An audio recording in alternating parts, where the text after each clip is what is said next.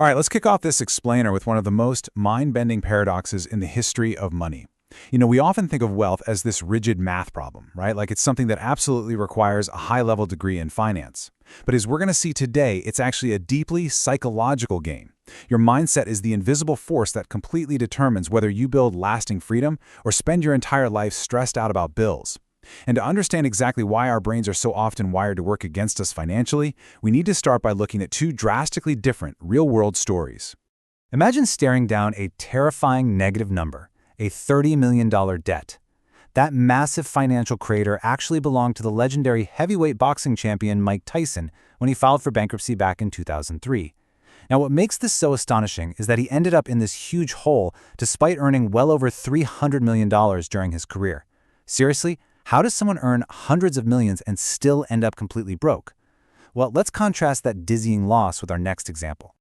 Now, flip the script. $8 million in the green. This fortune didn't belong to some hotshot Wall Street banker or an eccentric tech CEO. It belonged to Ronald Reed, who was a really humble janitor. He quietly amassed this $8 million fortune in savings by the time he passed away in 2014. He never earned a massive salary, he certainly didn't win the lottery, and he didn't inherit a dime. He simply lived below his means, saved consistently, and let the quiet, magical math of compounding do its thing for decades. So what's the real takeaway here? It's that financial success is not a hard science. It's a soft skill where your behavior and your psychology actually matter far more than your raw intelligence. You literally do not need a fancy university degree to become wealthy. Highly intelligent, high-earning people sabotage their wealth all the time simply because they lack the right psychological framework. Money isn't just about what you logically know, it is entirely about how you emotionally behave. And that brings us to one of the biggest behavioral hurdles we all face. Picture a little animated stickman, literally burying its head in the sand to avoid looking at a scary bank statement. This perfectly illustrates what behavioral finance calls the ostrich effect. It's our natural tendency to want to completely avoid negative financial information. It's that visceral, sinking fear you get in your stomach when you refuse to check your bank account app after an expensive night out, just dreading what the balance might say. Instead of facing reality, we just bury our heads.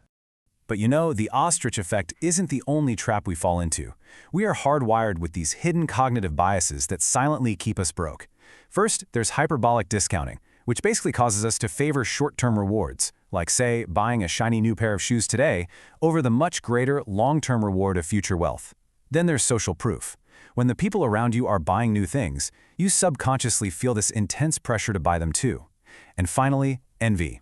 Capitalism is incredibly efficient at generating wealth, but it's equally efficient at generating envy, which pushes us into a constant, exhausting battle of trying to keep up with the Joneses. And because of this cocktail of psychological traps, millions of people end up stuck in the infamous rat race. Now, a lot of online gurus use this term to guilt you for working a perfectly fine 9-to-5 job, but honestly, that's entirely unfair. The real rat race isn't about the job you have, it's a mental state of constant anxiety. It's living on a financial edge, being constantly one unexpected expense away from being totally broke. It is that terrifying feeling that your money just disappears the very second you earn it, all just to maintain a lifestyle you can barely afford. Which brings us to a really powerful concept from financial writer Morgan Housel, the man-in-the-car paradox. We so often buy incredibly expensive things because we secretly want to be admired by others. But here is the brutal truth of it. When you see someone driving down the street in a $100,000 sports car, you aren't actually admiring the driver. You don't look at them and think, wow, that person is so successful and smart. No, you're just imagining yourself in the driver's seat. People use your wealth as a mirror for their own desires, meaning absolutely nobody is impressed by your stuff as much as you are. This completely exposes a massive societal disconnect in how we view money. The stark difference between looking rich and being rich. Looking rich is all about spending money to show off. You buy the luxury clothing, the expensive watch, the exotic vacation to post online. But spending money to show people how much money you have is quite literally the fastest way to lose it. Being rich, on the flip side, is about the money you actively choose not to spend. It's the financial assets that you quietly hold on to. Because here is the absolute truth about money. True wealth is what you don't see. It's the luxury car you decided not to buy. It's the expensive watch you skipped. It's the unglamorous, super boring investments silently compounding in the background of your life while you sleep. True wealth isn't loud or flashy. It's the quiet freedom and the endless options that come from having money saved for the future rather than blown on the present. Okay, So how do we actually fix this behavior?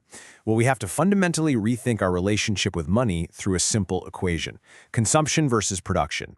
Consumption is the money leaving your life. It's the things that drain your wallet: your endless subscriptions, your depreciating assets, your daily lattes. Production, though, is the money entering your life. It's the actual tangible value you provide to the market, usually through your labor, your job, or a business you build. To escape financial anxiety for good, you have to master both sides of this equation, starting right now with consumption. To finally step off that Stickman hamster wheel of financial stress, we need a clear, actionable game plan. First, you must conquer the ostrich effect and ruthlessly track or journal your spending so you know exactly where every single dollar goes. Second, budget strictly so you are deliberately living below your means. Third, build up a 3 to 6 month emergency fund in cash. Just think of this as a tiny umbrella to protect you during life's unpredictable storms. And fourth, once your consumption is firmly locked down, you can focus all your energy on increasing your production of value to boost your income. Now, as you build up that emergency fund and eventually dip your toes into investing in the stock market, you're going to hit some turbulence. It's guaranteed. And to survive it, you need a massive mindset shift. You have to start viewing market volatility as a fee rather than a fine. Look, when the market drops and your portfolio loses value, it triggers a total gut punch. It feels like you're being punished, like you've been handed a traffic fine for doing something wrong. But it's not a fine. It's simply the emotional fee, the totally unavoidable price of admission required to achieve long-term growth. To put just how extreme that fee can be into perspective, let's talk about Netflix. Back in 2011, Netflix's stock plummeted an absolutely staggering 80% from its peak in just a few months because they were losing customers left and right. Just imagine logging into your brokerage account and seeing your hard-earned investment down by 80%. Most people would panic and hit sell immediately. Yet the investors who endured that massive emotional fee, who just held on despite the terror, reaped astronomical rewards in the decade that followed. Honestly, it all boils down to one deceptively simple equation. Savings equals the gap between your ego and your income. The real reason even highly educated professionals making multi-six-figure salaries go broke is because their ego and their lifestyle inflate instantly with their paycheck.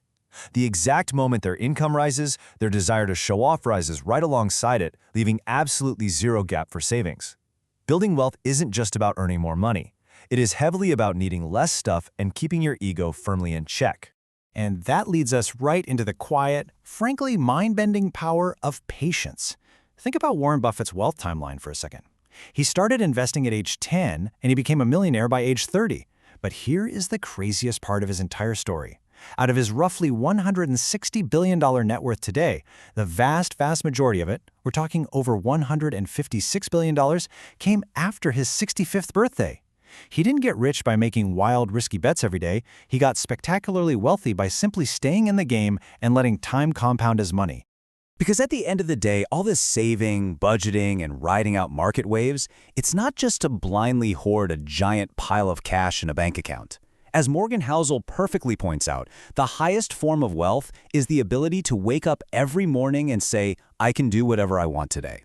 The true purpose of money is not to buy more luxury cars or bigger houses just to impress strangers on the internet. The real, life-changing benefit of money is to buy absolute control over your own time.